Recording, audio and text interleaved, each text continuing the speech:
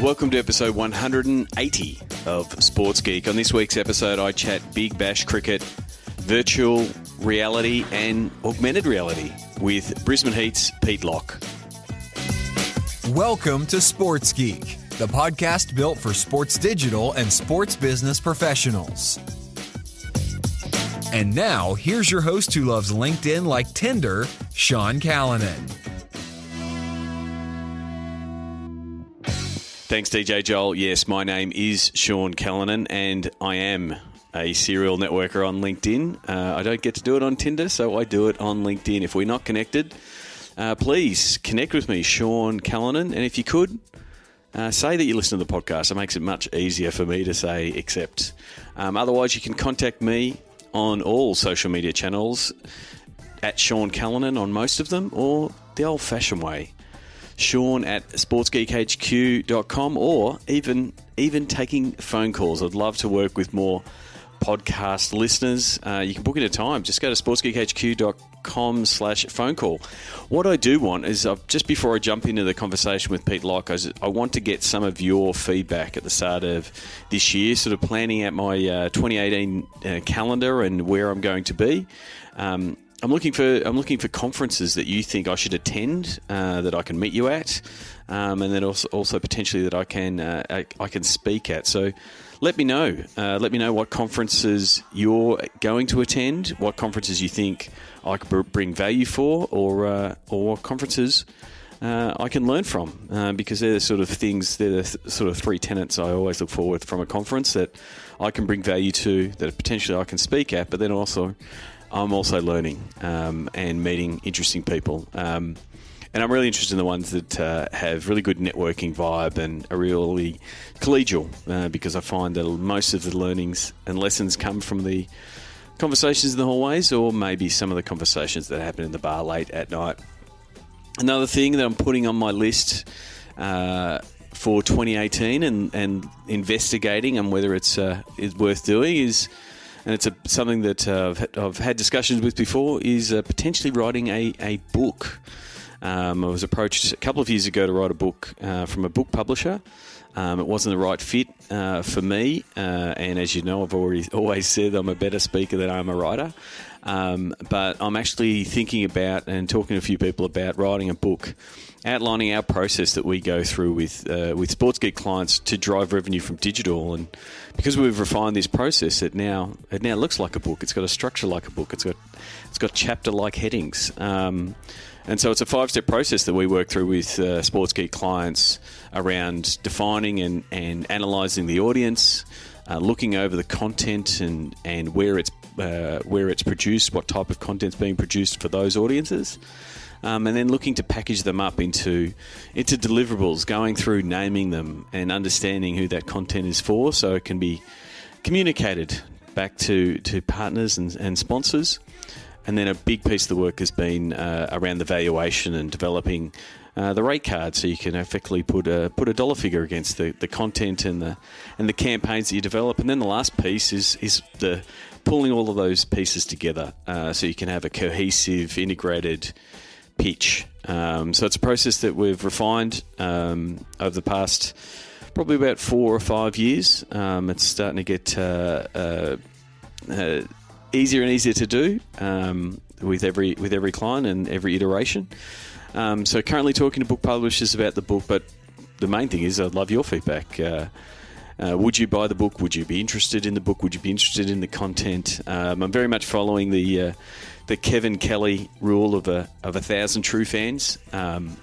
If you haven't heard of that theory, or if you haven't heard of it, Google it. Just Google Kevin Kelly's 1,000 true fans. I think it was written in 2004. And it was effectively, if you can get 1,000 true fans for your business, you've got a business that is sustainable. And it's to focus on those fans. So for mine, my 1,000 true fans would be you listening to this podcast and committing to listen to this podcast on a weekly basis. So, and from a book launch point of view, well, I'll follow the same process that we did with 4 successful book launches last year with author friends of mine, to see if it works. So the initial point is will people buy it? Would the people be interested in it? I'd love your feedback. Either send me a tweet, hit me up on email, or send me a message on Slack. I'd be really interested to hear if you'd be interested in finding a bit more about the process that we go through, but also if you'd be interested in the book. So thanks for that. Now, today's guest is Pete Locke from Big Bash Cricket. Big Bash at the moment is getting to the pointy end of the season, nearly completed. It's been the focus of the Australian summer on pretty much every night on TV, and Pete works for Queensland Cricket and their franchise, the Brisbane Heat. So if you want some more info on the Big Bash Cricket, as we sort of mentioned in this episode, I've spoken to Anthony Everard, who was running the Big Bash League at the time in episode 108. And Dan Magala, who did some work with Cricket Australia in the formation of the Big Bash League, and really had looked into the entertainment feel of the new product, because it was a new product only 7 years ago. So this is my conversation with Pete Locke from Brisbane Heat.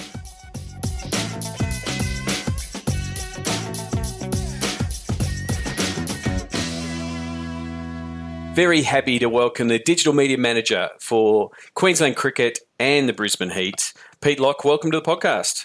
Thanks for having me, Sean. So, first of all, tell us when did you start at Queensland Cricket? So I started here just before the start of the third season of the Big Bash League. Yep. So that was like 2013, and it was pretty much because I worked with the Thunder in the first two seasons when it was only on pay TV. And, pay TV, for those who don't know in Australia, is 25, maybe 30% if it's lucky, of the population.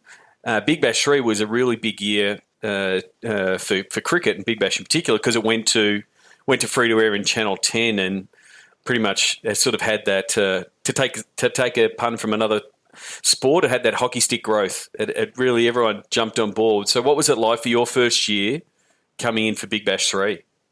Yeah, I suppose I came in as a really big fan of cricket. So to come to somewhere like Queensland Cricket and the Brisbane Heat was almost like a dream job for me. So I was actually living in Melbourne at the time when the opportunity came up. And so I relocated from Melbourne to Brisbane, and I'd been to a lot of games for the first couple of years of the Big Bash, both Melbourne Stars and Melbourne Renegades, and was a really big fan of the competition. But you could see that it wasn't being fully embraced by the public, and crowd numbers were okay, TV audience was okay on Fox, but then that move to free-to-air really gave it a really good kickstart.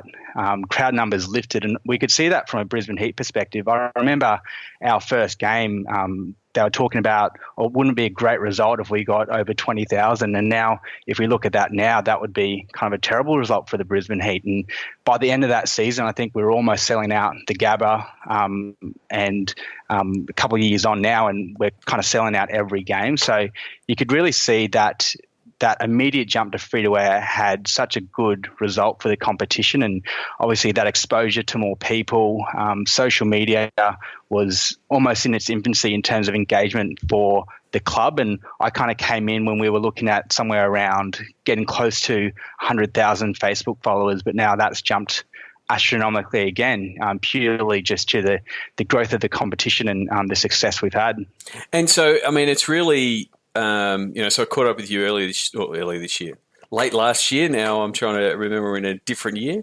And it's really from the focus of the state organising body, Queensland Cricket and Shield Cricket, was the focus prior to Big Bash. But now a lot of the effort is in the club setup and driving the Brisbane Heat. That's pretty much most of the time that you're doing from a planning point of view, and then the manic period that is in season, because it's so full on the Big Bash season. Most of your time is focused on getting results for the Brisbane Heat.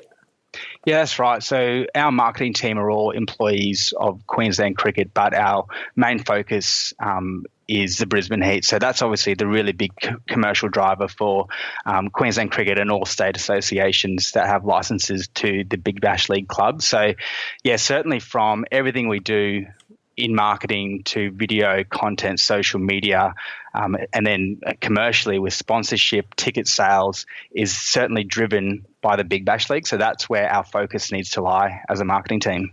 And, I've spoken to the former GM of Big Bash, Anthony Everard, on a previous podcast and talking about, I guess, the real entertainment, family focus. Also spoke to Dan McGala about the Big Bash when he was out here around that. That's really, it is cricket and it is entertainment, but it's sort of a perfect match. Like they've sort of been given equal focus. So how do you handle?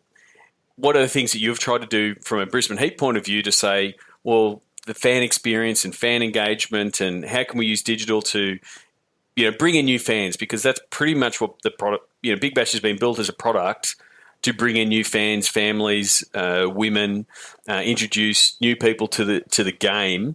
What type of things are you looking to do in the digital space to enhance that? Well, I think everything that we do is done with having that new audience in mind. So that's certainly females, families, mums and dads bringing their kids to the cricket. Every bit of content we put out certainly has to be family friendly, and digital is the way that we certainly drive that. So that's with all of our video content that we produce, all our posts, all our branding is done with the families in mind. So we'll always have that. Those cricket purists will come to the games because the action is so exciting. Yep. And our game, I guess, is not just a cricket game. It's you're there for entertainment. You've got fireworks, you've got light shows, but how do we tap that into digital? And that's a really big challenge of ours. So I guess we try and convert that passion and energy from a home game into a lot of the things we do with video, and that's could be capturing training content. A lot of the stuff we do with AR and VR is certainly driven by trying to reach mum and the kids. So don't want to skip over it because they're buzzwords and people want to know what you're doing in the space. So you have done some stuff in AR and VR. Take us through, we'll go through how it's worked and that kind of thing, but take us through the first couple of steps that you did. What came first? What did you do first? Did you do AR, VR? What were the first couple of steps into that space? Because, Big Bash has been a shortened season. They've added some more games this year, so there's a few more games. But it is really, hey, here's the games, here's all the attention, here's all the excitement.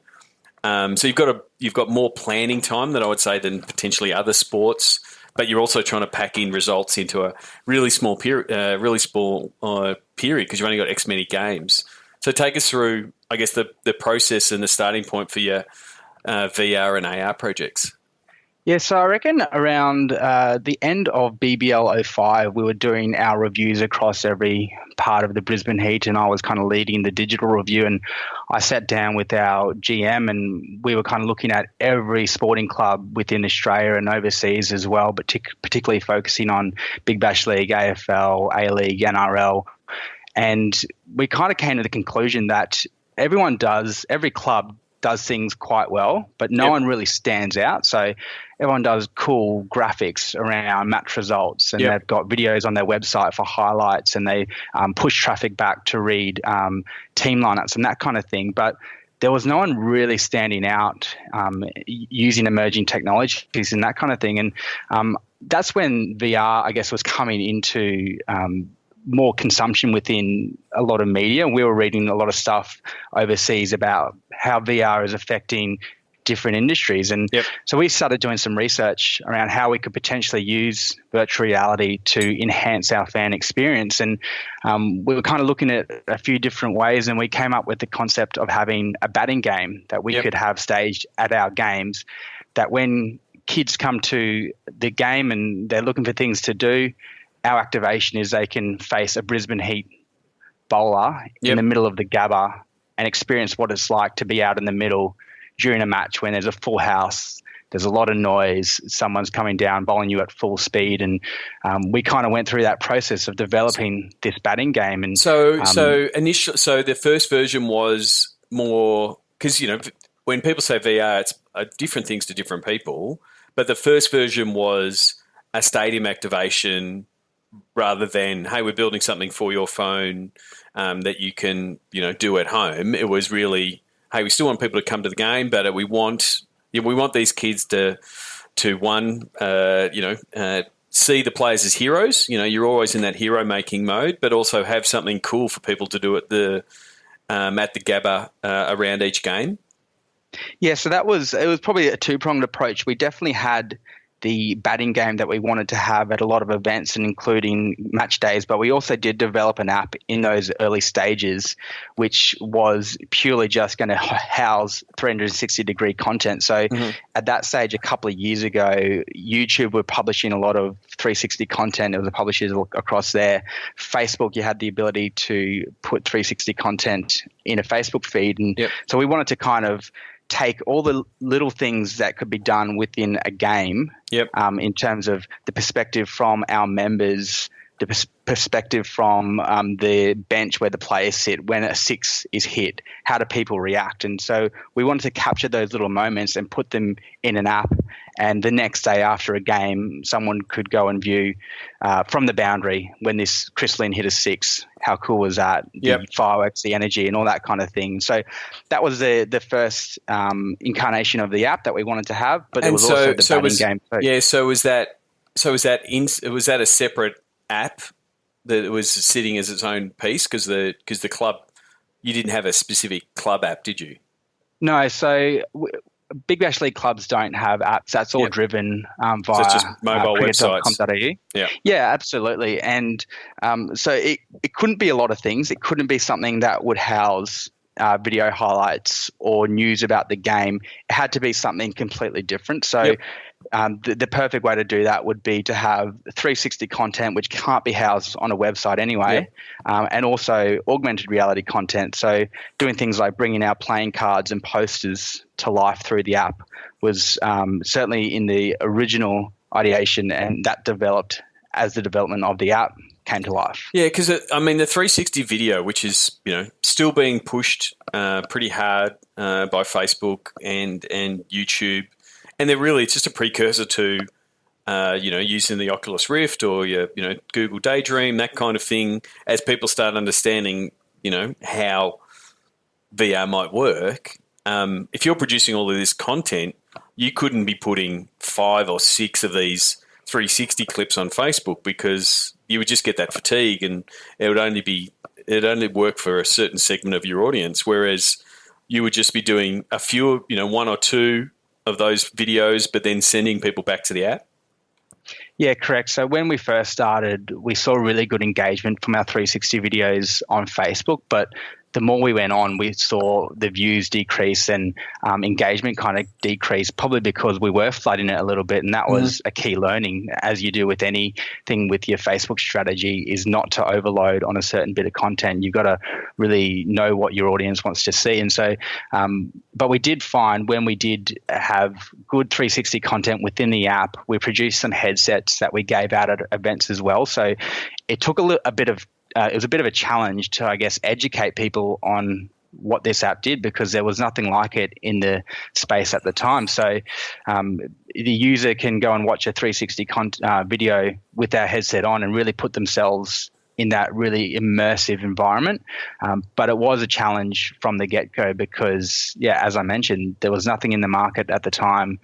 So it was a really big education piece for us. And that's the way with any new tech. And that's why Facebook and YouTube are pushing them so hard because they want it to become a little bit more mainstream. So we start seeing 360-degree documentaries that people like Nancy at 2-Bit Circus are producing, and that's how people want to watch their next documentary. So as more of this content gets pushed out, that education piece is vital. So take us through the AR components and what you were doing with posters and playing cards and stuff like that. Yeah, so originally we just had a bunch of playing cards that we produced. We had a couple of days shoot with some players, and we just had them doing kind of quirky and funny things. And when the user would get the pack of playing cards, about 3 of them had the augmented reality functionality on them. So we had 2 male players, 2 female players, and they were just kind of rehearsing shots and that kind of thing. The same thing with our posters. They'd all kind of come to life when the user put it up in front of their face using their phone. And the reaction that we got was really positive because, again, no one had seen this kind of technology before, and even showing people within our business for the first time, they were really kind of, it was blowing their mind. And so we knew we were on the right track. But again, it was the education piece about how do we make this kind of tell our story so that someone wants to go out and find a pack of cards so they can experience for themselves. And that kind of inlined a really big challenge for us in terms of promoting the app and what it's capable of doing, and making sure that we're speaking to the right people in terms of our fans, and we're getting good downloads and we're getting good engagement. So a lot of the time people sort of say, hey, yeah, we've rolled out this new thing, and they push it out and then, hope that it works. So what were some of the things that you did do to educate? Because, again, most people don't know, oh, cool, I can take my phone, take a picture of something, and, hey, it becomes live. And they do get wowed. It's like the moving Harry Potter, paintings. They sort of get that wow factor. Were you doing things like, similar to at the 49ers at the Levi's Stadium, they have the Geek Squad that's effectively telling people how to use the apps. Did you have parts of the stadium sort of showing and doing demonstrations? And I'm assuming a lot of kids were grabbing their mum and dad's phone, or most of them have phones these days, and were testing it out. Were you doing those sort of like demonstrations at game day? And so what were some of the tactical things you were doing in that education piece? Was it big screen stuff? Was it digital videos showing people? What do you think worked best in that education process piece? Yeah, it was kind of all of the above. So originally, when we launched the app, it was a little bit before the season had started, so we didn't have any immediate events on the horizon. So we did really drive some educational videos using some of our players to really push, what does the app do? How do you download it? Making it as easy to understand as possible. And we did find we got good engagement and good immediate downloads from that. Yep. But moving closer to the season, we had a lot of promo staff who were clued up on how to show a young kid how the playing card that we've got there can come to life in front of them, how the poster, when they take it home, they can download the app and watch this really great video for themselves. So, big screen content as well. And then pushing it hard on our own social channels. So on match day, our print at home ticket had a video from one of our players where they'd give them a quick introduction and say, hey, looking forward to seeing you at tonight's game. And we'd push that out across all our social channels saying, download the app and scan it over your match day ticket to watch a great video from Ben Cutting. And so it was effectively you were gating some of that content and saying, doing that, the promotion and saying, oh, the content's only available if you do this, and sort of doing that promo/tease to pull people in. Yeah, absolutely. And that's when we found we got our best results in terms of users and downloads was on match days. And we obviously learned a lot from year one, and what we've done with year two, we think we're getting better results. We're getting better downloads purely from our learnings on how to better engage our audience. Yep. And so, you're not at the end of the Big Bash season yet, but what have been some of your, I guess, key lessons this year in what you've rolled out this year? Well, the first lesson we learned was that living in Brisbane and trying to do a VR activation in the summer sun was actually impossible. So VR technology did not like humidity or sunlight, and we learned that very, very quickly. So you're really in the wrong part of the world for that. Like that's all Brisbane is known for. Absolutely, and particularly in summer when we were rolling out a majority of these events. So that was the first one is with this VR game, we can't have it out in sunlight. So how are we being smarter about what we do? So making sure that we've got an activation space that looks really good, that's in the shade, that's inviting for people to use, that's creating a really good user experience, because kind of we found someone would come up and the technology might stop working. And so all of a sudden we're creating a bad user experience for someone that's come and really excited about playing VR for the first time. And so we were able to counter that really easily by just thinking about it and, making sure that we're under shade. If we've got air conditioning, then we know it's going to work. And also having staff that know how to react when something goes wrong. So that's obviously with any kind of business, but making sure they know what to do if something goes wrong. Especially from a technical point of view, because, you do need people, sometimes IT is really easy. You just turn it off and turn it on. But you do need some staff that go, oh, sorry, I don't know how to do this. Oh, I can't. And especially on a game day where it's like, I can't contact Pete. I don't know where he is, and your phone's going up like that. You need to have some people with some know-how to at least be able to help man the activation, don't you?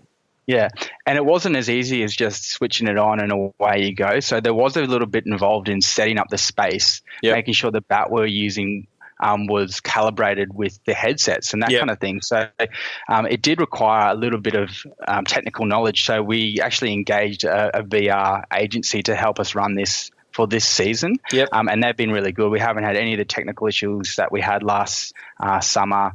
The space is looking a lot better.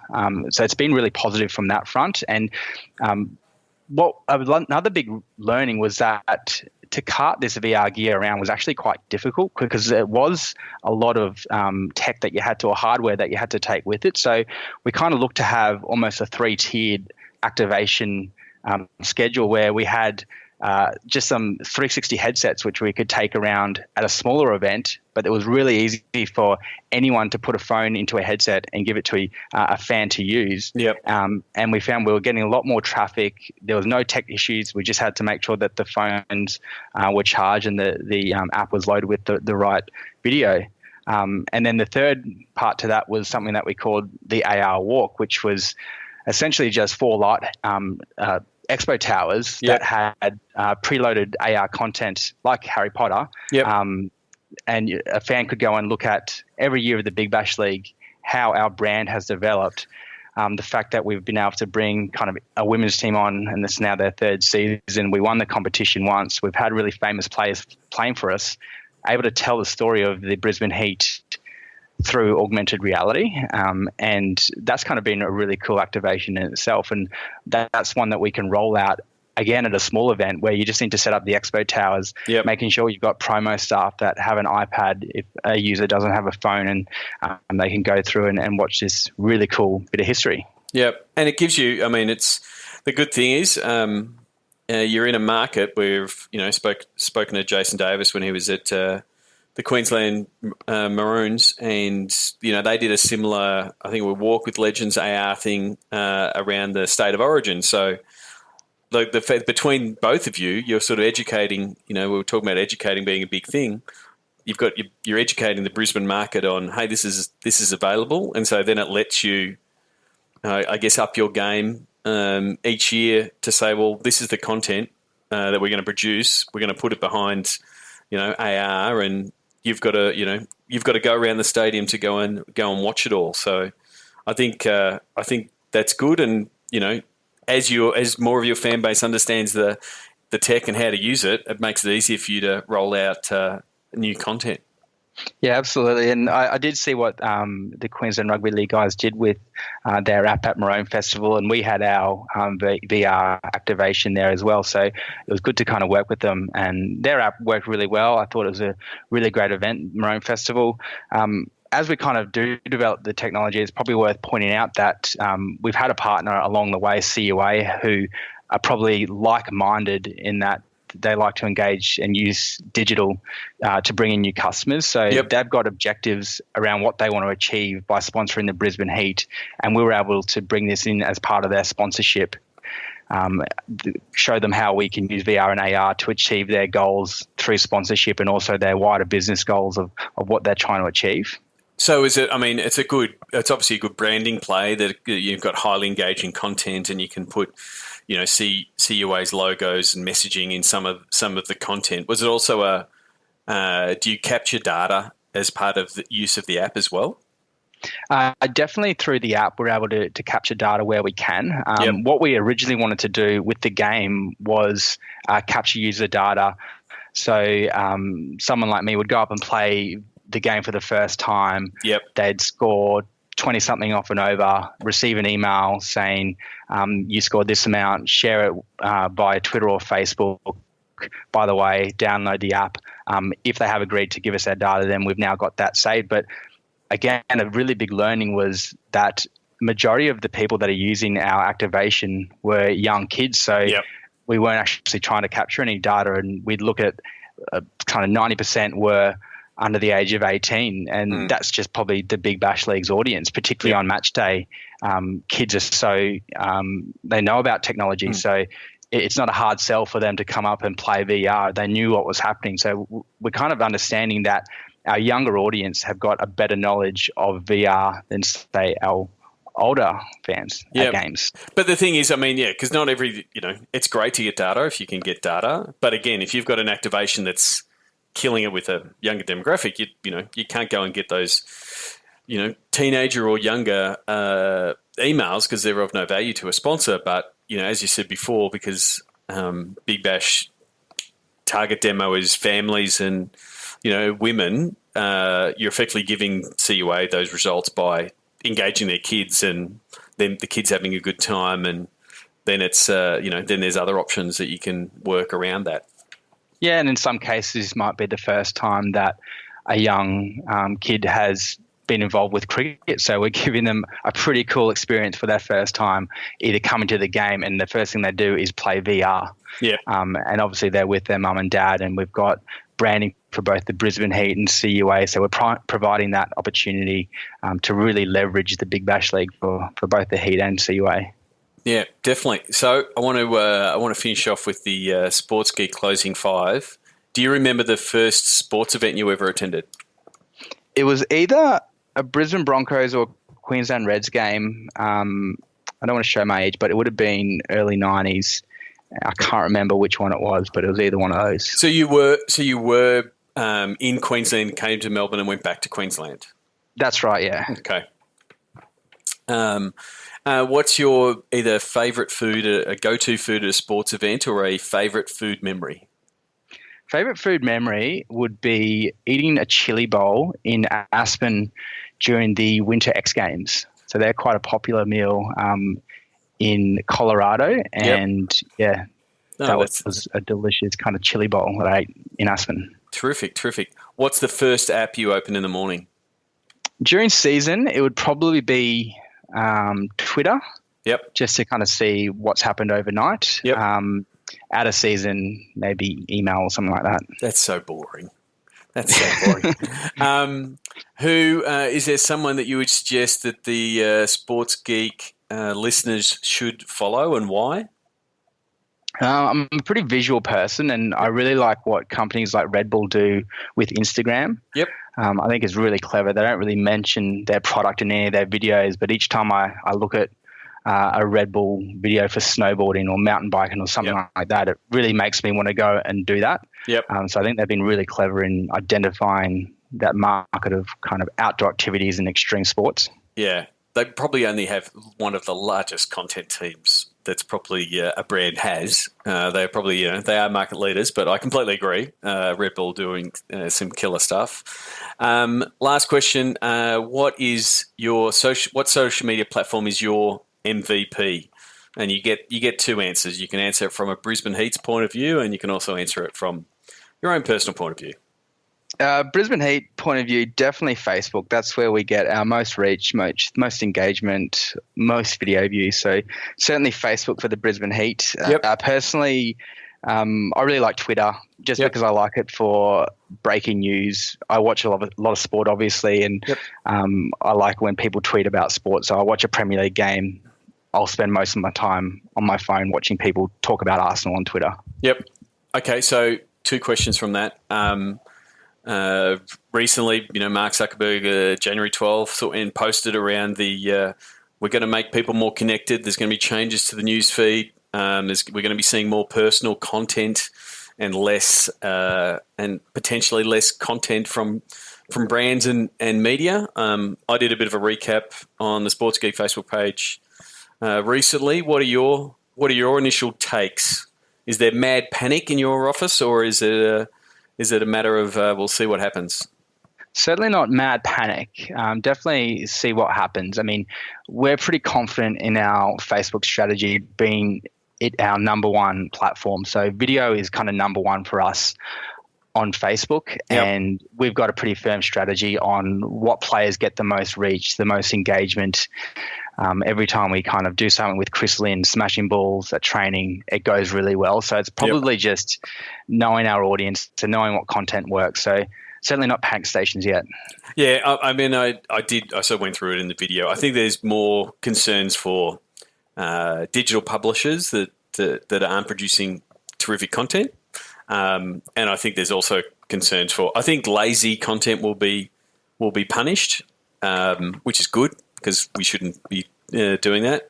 And I also think the fact that Facebook is pushing pretty hard into sports. Now, whether they actually sort of give, velvet rope treatment to sports entities, I don't know. But the thing is, sport produces content that people do connect over, they do comment on, they do share, they do all the things. Like it's almost a personal connect. It's not almost. It is a personal connection. A lot of people see, a lot of sports fans see their sports team as deeply connected as family and friends. So, I agree. I mean, I think there is a bit of mad panic, and the internet doesn't like change, so everyone complains about it. But I don't think it will impact sports as much. But it will impact, it'll always impact bad content. So, that's where the caveat will be. Yeah, I think it does create a bit of a challenge in that, particularly for clubs that work in such a short season like the Big Bash League, because we want to be an entertainment brand for 12 months of the year, not just a sporting club for 2 months of the year. So when our season wraps up very shortly, we've got kind of 10 months where we've got to create content that helps grow our social media following, but does things like drive website traffic and helps us promote ticket sales and that kind of thing. So the biggest challenge is probably going to be during those winter months. I think it is tough. It's going to be tougher in the off season because it does get a little bit more manufactured for all teams when they're in the off season. All sports are trying to be a bit more 12 months of the year. But I think I think that's the critical piece for sports, and that will be, rather than saying we're going to post every day because we have to resist that urge for mine, but then potentially say what are the key content pieces that we know our fans will engage with, that will work in the off season without us forcing it, I saw an example the other day, and again, it's the classic, tapping into the memes of the internet. It was National Penguin Day, and the Pittsburgh Penguins put out an infographic of all the different types of penguins and which one was the best. And obviously, it was the Pittsburgh Penguin. And it's little kitschy, cute content, but it got shared so much because it really connected with their fans. So I think that'll be a bit more depth, a bit more thought of, hey, what's the content we're going to produce? And you'll still be able to hit the mark. Yeah, definitely not posting for the sake of posting. Yeah. Particularly in off-season, we wouldn't do that. So it's probably, having a really firm video strategy, how we can use VR and AR across social. But, definitely having a set strategy on what we're going to do with Facebook.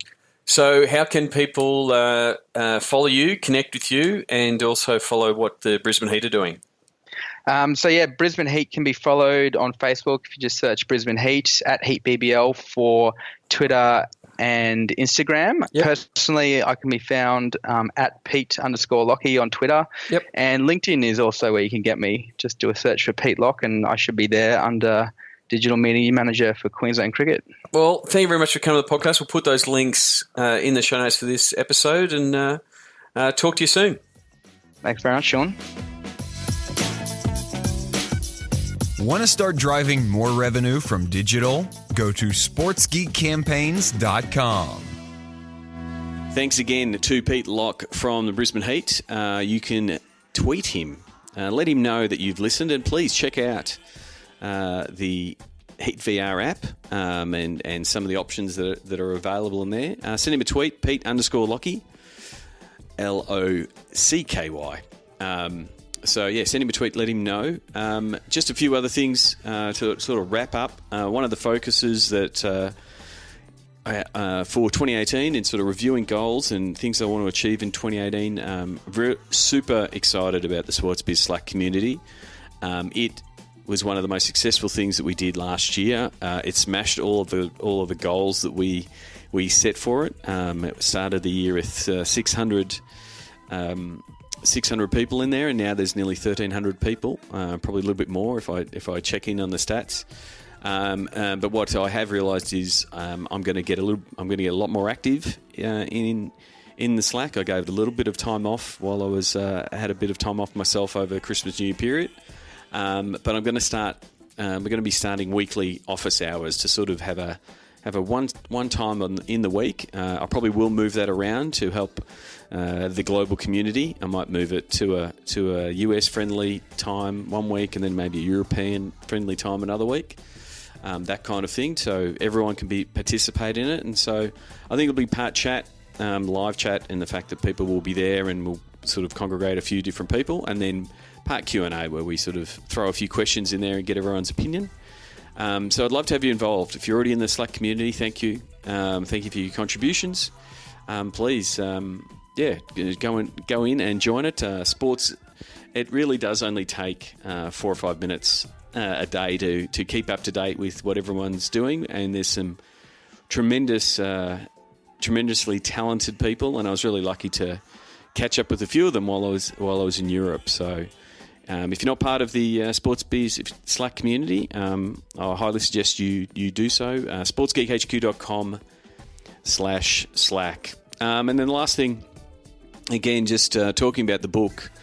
If you were interested in the process that I described earlier, more than happy to talk to you about potentially, whether it be a project, a small project or a longer form project around things like reviewing your content and finding new content for your sponsors, doing reviews of your platforms, understanding how the changes to, for instance, to Facebook that I did recently with the Facebook video. Again, would love your feedback. Had good feedback from behind the scenes and a few messages. Do you like that format? Do you want me to continue doing formats similar to that? One of the big pieces of work that we have been doing a lot recently is helping teams review and develop their digital rate card. Understanding what the different content pieces that they are producing are worth from a valuation point of view, and then what should they be charging to the market. Obviously, Sports Geek Campaigns is something that we're going to continue with in 2018, and it really works best after those initial processes, that 5-step process that I discussed earlier. But we definitely need to know what your content is, your audiences are, what your rate card looks like, and then we sort of pull it all together in a pitch and build out your digital playbook and do some training with your commercial staff so they know actually how to sell, which is where we're seeing the stumbling block at the minute. The commercial staff not quite really knowing how to sell digital. So they're just a few of the things that we're doing. As I said, most of the work at the moment is working in the commercial valuation, sponsorship space, but still doing things like data acquisition strategies and campaigns. We'll still be building out chatbots for both sponsors and or teams. So if any of that interests you, obligation free, send me an email or book in a phone call, Sean at sportsgeekhq.com or sportsgeekhq.com/phone call. Either of those work, and we can go from there. And so, lastly, just as I wrap up this episode, please, as I said at the start, let me know what conferences you think I should be attending. And let me know your thoughts on potentially writing a book. And with the Australian Open finishing up yesterday from this publishing point, I don't know who won, but the sounds of the game this week was a very funny Will Ferrell in Melbourne, taking some of the Australian Open, and you can, if you stay to the end, you'll listen to Will Ferrell interviewing Roger Federer, courtesy of Channel 7. Until next episode, my name is Sean Callanan, and you've been listening to Sports Geek. Join over 1,000 sports business executives in Sports Biz Slack. Go to sportsgeekhq.com/Slack. Please share your fave episodes of Sports Geek on LinkedIn. Be sure to tag Sean Callanan. Go to sportsgeekhq.com for more sports digital marketing resources. Want to chat with Sean?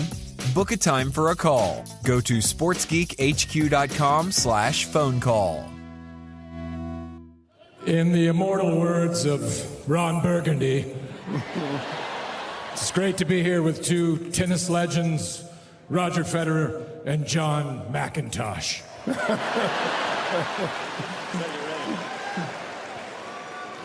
Roger, tonight you seemed like a gazelle out there on the court. Would you describe your game as a silky gazelle?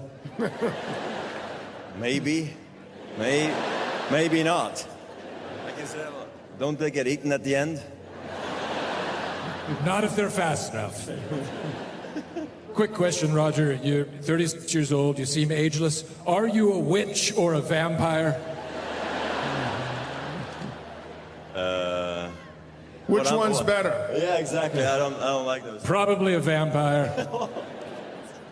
Now, there's a rumor in the men's locker room that you love coming to play down here in Melbourne, and your secret to fitness is you only eat wombat meat. Is that true? That is untrue. Have you ever tasted wombat meat? I have not. Should I? It is delicious. The national food of Australia. Roger, I know how much this crowd means to you. They're an amazing crowd. But does it get annoying when they just scream, "Come on, Raja! Come on, Raja!" over and over again? They remind me of my name. It's good. I don't know, at an older age, if you start forgetting your own name sometimes. It's great. Thank you, Roger. Wonderful match. Ladies and gentlemen, Stay classy, Melbourne. you give it up for Will Ferrell and Roger